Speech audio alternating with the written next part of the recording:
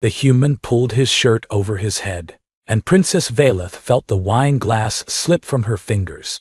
It shattered against the marble floor, but she couldn't look away, couldn't process what she was seeing. His back was a landscape of violence, ridge scars that crawled across his skin like pale rivers through burned earth, puckered holes where something had torn through muscle, a long diagonal slash that ran from his right shoulder blade to his left hip. "Your Highness?" The human, Sergeant Cole, her newly assigned bodyguard, turned his head slightly, his expression unreadable. "Is something wrong?" "Wrong? Hun?" She had lived for 243 cycles. She had studied 17 languages, mastered diplomatic protocols of 38 species, and been groomed since birth to one day sit on the crystal throne of Valoria.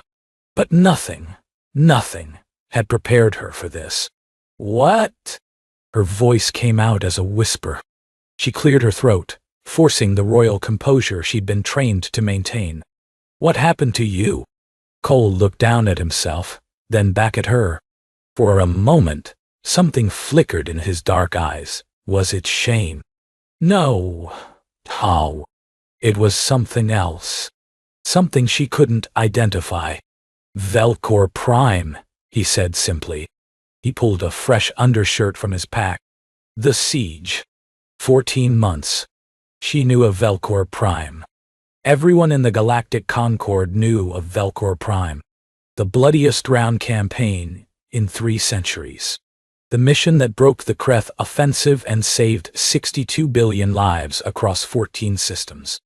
She had read the reports, celebrated the victory, attended the memorial ceremonies in flowing white gowns, placing ceremonial flowers before holographic walls of names.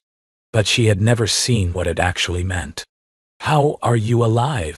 The question escaped before she could stop it. "Rude diet. Indelicate. Everything a princess shouldn't be." Cole's lips twitched, not quite a smile. He pulled the undershirt over his head, hiding the evidence. "Luck, mostly. Stubbornness. Good medics." He reached for his uniform jacket. "I apologize if I made you uncomfortable, Your Highness. The quarters are small.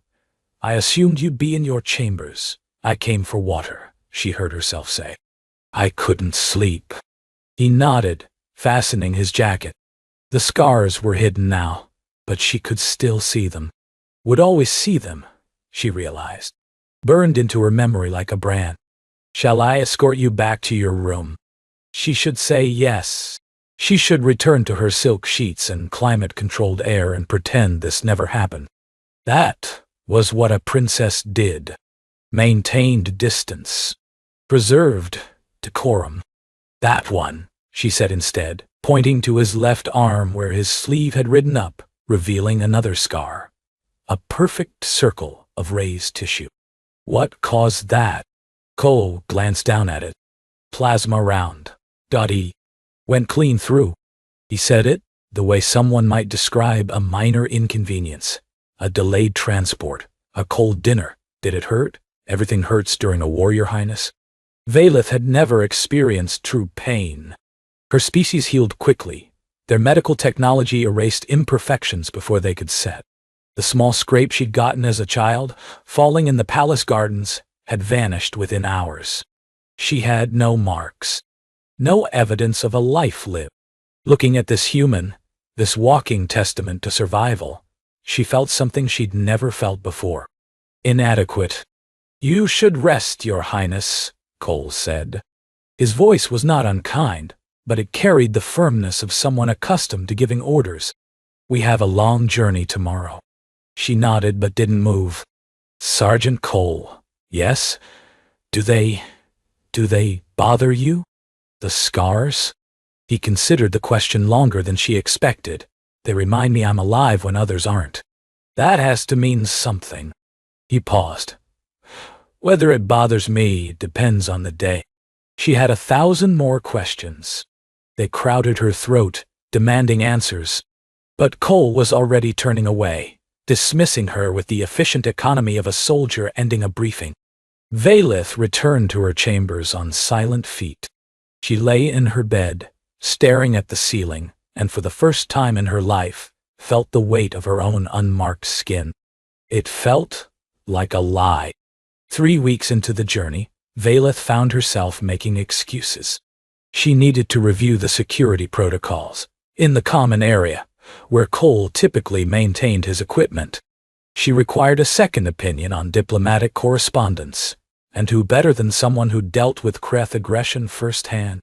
She couldn't sleep, so naturally she wandered the ship's corridors, inevitably ending up wherever he happened to be. Cole, for his part, maintained perfect professional distance. "Yes, Your Highness." "No, Your Highness." The Kreth favor frontal assaults. They consider flanking dishonorable. The water on Velcor Prime was contaminated by the 3rd month. We learned to filter it through charcoal and prayer. He answered her questions with the same flat efficiency he applied to everything. No emotion. No elaboration. Just facts, delivered like ammunition. It was maddening. "You're staring again, Your Highness." Valith blinked. They were in the mess hall. She'd invented a reason to take her evening meal there instead of her private quarters. Cole sat across from her, methodically consuming something brown and unappetizing from a military ration pack. "I was thinking," she said. About."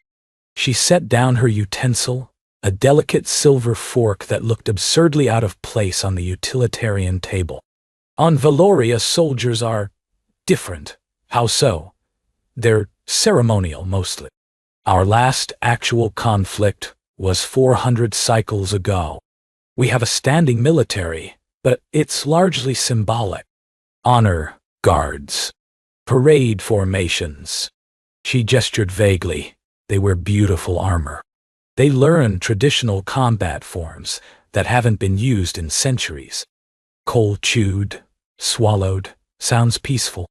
"It sounds useless." The word came out sharper than she intended. "When the Kreth threatened our shipping lanes, we had to hire human mercenaries, because our own forces couldn't." She stopped, suddenly aware of what she was saying. To whom she was saying it. Cole's expression didn't change. "That's why I'm here, Your Highness. Hired protection. That's not what I meant. It's not inaccurate." She felt heat rise to her cheeks, a physiological response her species shared with humans, much to her current dismay.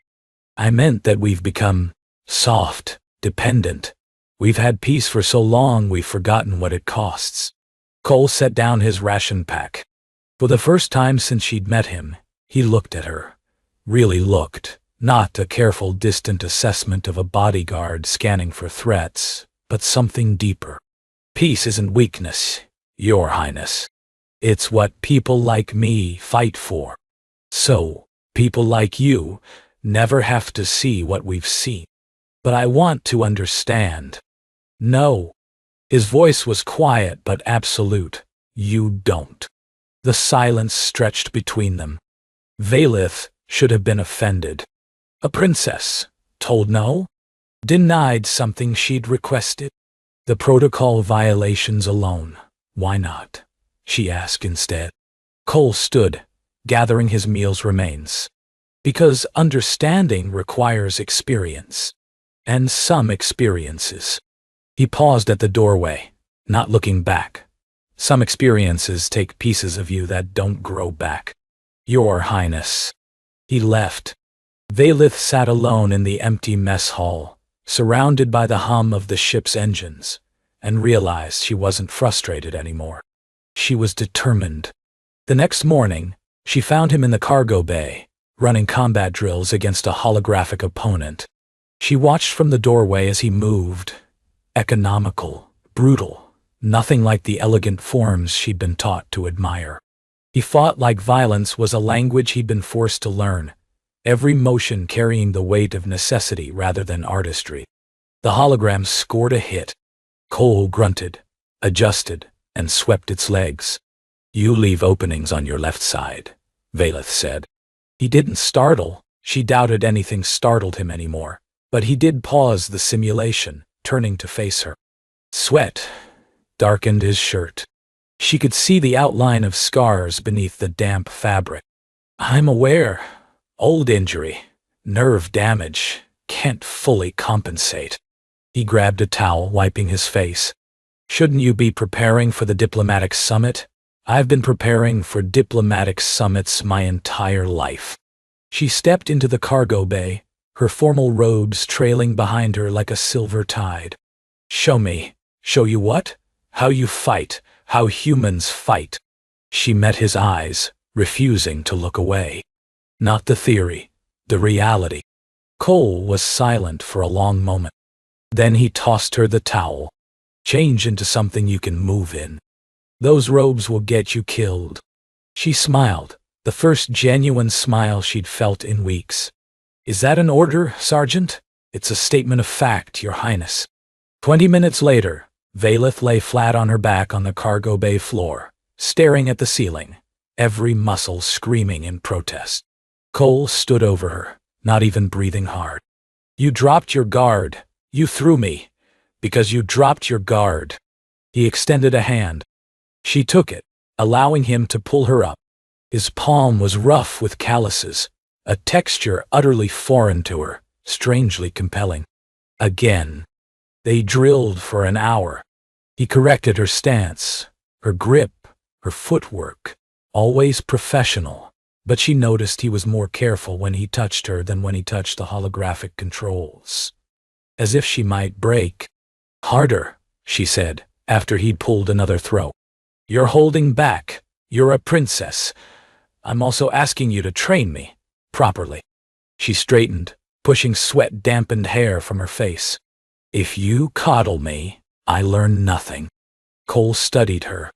That assessing look again, but warmer now, she thought. Or maybe she was imagining it. Fine, he said. Again. And this time, when I sweep your legs, tuck your chin, or you'll crack your skull. She did crack her head, not badly, but enough to see stars. Cole was beside her instantly, hands surprisingly gentle as he checked her pupils, the back of her skull. I told you to tuck your chin. I was focusing on my guard. Your guard won't matter if you're unconscious. She laughed, a sound that surprised them both. Then I suppose I need more practice. Cole's hands were still on her face, cradling her head. He seemed to realize this at the same moment she did. He pulled back, the professional mask slamming down. Tomorrow, he said. Same time. If you're serious. I'm always serious, Sergeant. He almost smiled. She saw it, the ghost of expression crossing his face before he suppressed it. It felt like victory. The summit was a disaster. Not publicly. Publicly, everything proceeded according to protocol. Princess Valeth of Valoria greeted the assembled delegates with appropriate grace. She delivered her prepared remarks flawlessly. She smiled and charmed and did everything expected of her. But Valeth saw what others didn't. The sideways glances when the human delegation entered. The subtle tension when Cole took his position at her shoulder.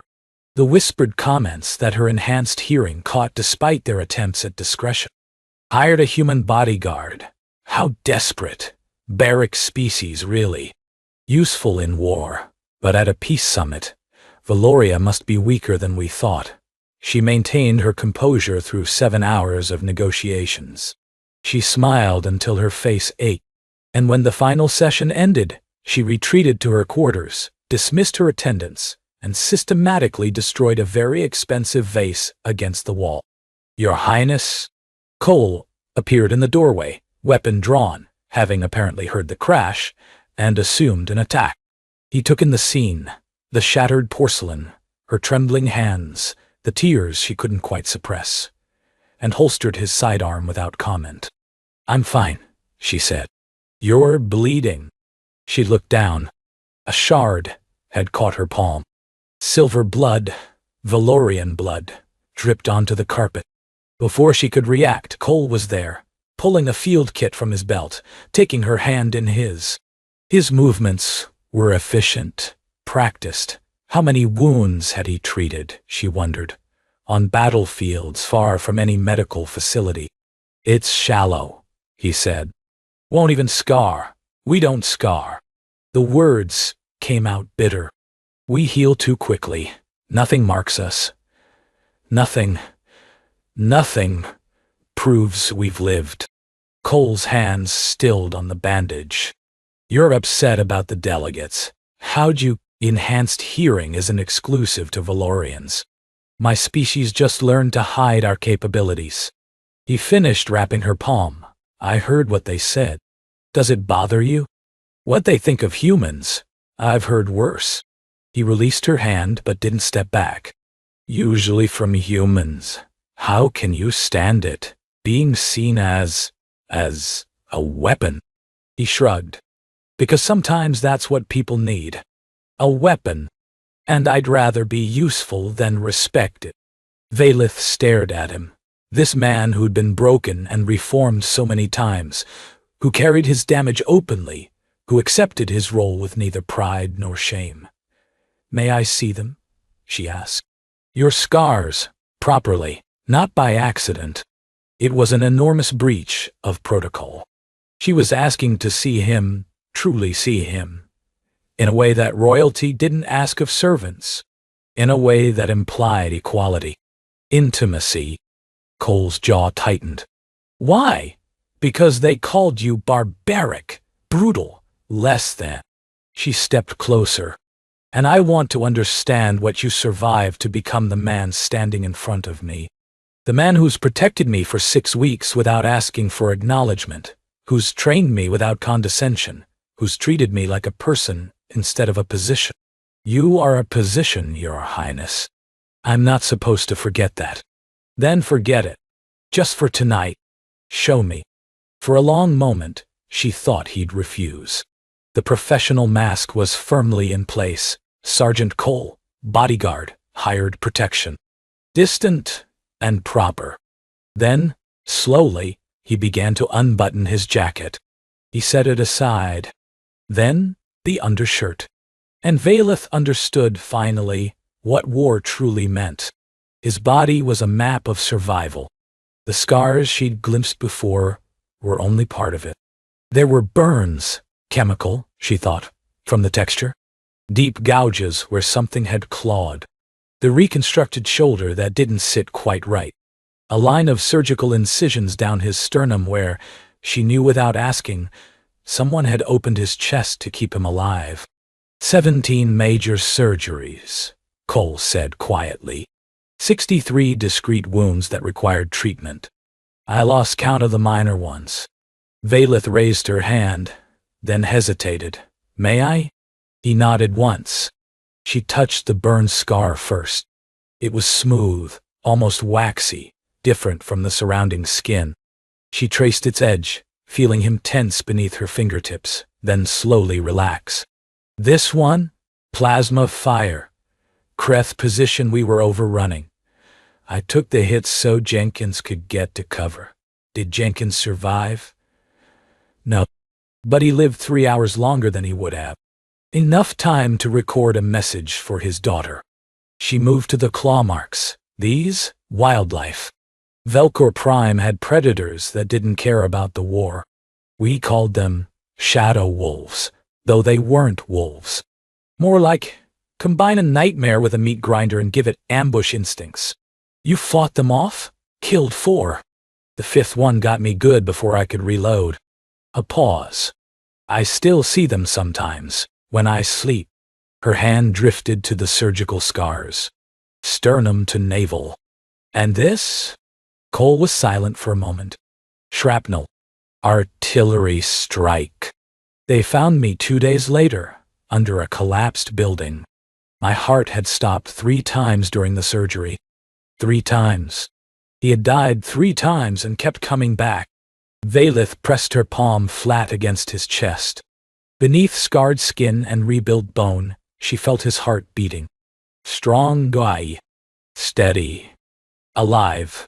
You're beautiful, she whispered. Cole flinched like she'd struck him. Your Highness, Valeth. She looked up, met his eyes. "My name is Valith, and you're beautiful. Not despite this. Because of this. Because you survived. Because you keep surviving. Because you carry all of this weight and still find the strength to be kind." "I'm not kind." "You are. You don't see it because no one told you. Because your people send you to die and then look away from the cost." Her voice hardened. "Those delegates called you barbaric? They're the barbarians. They take what you offer and pretend they didn't ask for it." Something shifted in Cole's expression. The mask cracked, just slightly. Valith. It was the first time he'd used her name. "You don't have to carry this alone," she said. "I know I'm sheltered, naive. I've never experienced what you have, but I can listen. I can learn. I know." He caught her hand against his chest, held it there. "I know." They stood in silence, her palm over his heart, his hand covering hers. Outside, the diplomatic vessel hummed with artificial gravity and recycled air, and 100 delegates who would never understand what it cost to buy their peace. In that moment, none of it mattered. "I should go," Cole said finally. But he didn't move. "Stay." The word slipped out before she could stop it. "Not for... just... stay. Please." He stayed. The diplomatic summit concluded with a historic trade agreement. Princess Valith of Valoria was credited with negotiating terms favorable to all parties. The human delegation was thanked for their protective services and promptly dismissed from public memory. None of the official records mentioned what happened in the princess's quarters afterward. They were 3 days from Valoria when Cole found her in the observation deck, watching the stars slip past. "You've been avoiding me," he said. "I've been giving you space. I didn't ask for space." Valith turned from the viewport. Cole stood in the doorway, out of uniform for once, simple clothes that did nothing to hide the scars on his forearms. He'd stopped hiding them around her, she'd noticed. A small thing, but significant. "What happens when we reach Valoria?" she asked. "My contract ends. I'll be reassigned." "And if I don't want you reassigned?" Cole stepped into the room, the door sliding shut behind him. "Then you'll request an extension. Through proper channels. And I'll remain your bodyguard until the next contract ends." "That's not what I meant." "I know." He stopped an arm's length away. "Valith, I'm a soldier. A mercenary. My people live fast and die bloody and leave nothing but stories. You are going to be a queen someday. There's no version of this that ends well. You don't know that. I know the odds." She closed the distance between them, reaching up to touch his face. He let her. That was something, at least. He leaned into her palm, just slightly, like a man starving for contact he'd trained himself not to need. "I've spent my whole life calculating odds," Valith said. "Diplomatic odds. Economic odds. The probability that any given decision will benefit my people. And you know what I've learned? What? The odds don't account for everything. They didn't account for the siege of Velcor Prime. They said the humans would lose in 2 weeks. You held for 14 months. She traced the edge of a scar near his temple.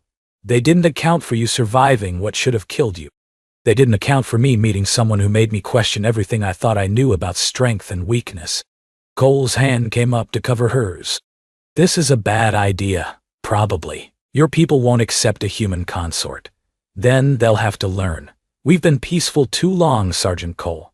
We've forgotten what it means to fight for something." She smiled. "Maybe we need someone to remind us. You're talking about changing centuries of tradition. I'm talking about you and me, standing in a room, deciding what we want. Everything else is just logistics." Cole laughed, a genuine laugh, rough and unused. "Logistics. I invaded planets with simpler logistics than this. But you're not saying no." He was quiet for a moment. Then, slowly, he pulled her closer. "Not a grab, not a demand. An invitation? Giving her every opportunity to step back if she chose. She didn't step back. I don't know how to do this, he admitted. Bodyguard, soldier, killer. Those I know. But this, I've never had something worth keeping before. Neither have I. She rested her head against his chest, listening to his heartbeat. We'll learn together. And when I wake up screaming, when the nightmares come and I don't know where I am, then I'll be there. And I'll remind you, I'm broken, Valeth, in ways that don't heal. She pulled back just enough to meet his eyes. You're not broken. You're survived. There's a difference. Her fingers traced the scar on his sternum, the one that marked where they'd cracked him open to save his life. And for the record, I don't want someone undamaged. I spent 200 years surrounded by perfection, and it was empty, cold, dire. I want someone who knows what it means to lose things and keep going. Someone who can teach me to be stronger than my sheltered upbringing allowed. You're already strong. Then make me stronger. He kissed her. It wasn't gentle. Gentleness wasn't in his vocabulary, not really.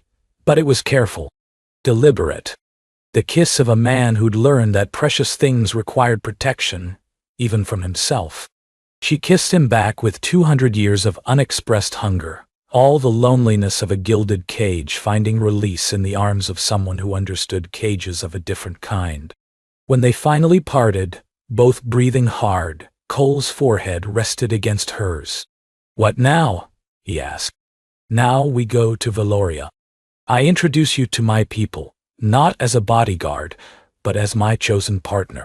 There will be opposition, scandal, possibly assassination attempts. I'm good handling assassination attempts. I know. That's one of the things I love about you. He went very still. Love? Valeth hadn't meant to say it. But now that it was out, she found she didn't want to take it back. Is that a problem? Cole's arms tightened around her. No, he said quietly. No, that's not a problem. They stayed like that, wrapped in each other, watching the stars slide by as the ship carried them toward an uncertain future. Behind them lay the weight of war and trauma. Ahead lay politics and prejudice and a dozen obstacles that would test them both. But for the first time in either of their lives, they weren't facing it alone. And sometimes that was enough. Qué calor hace, chavales, qué calor pinches hace, güey.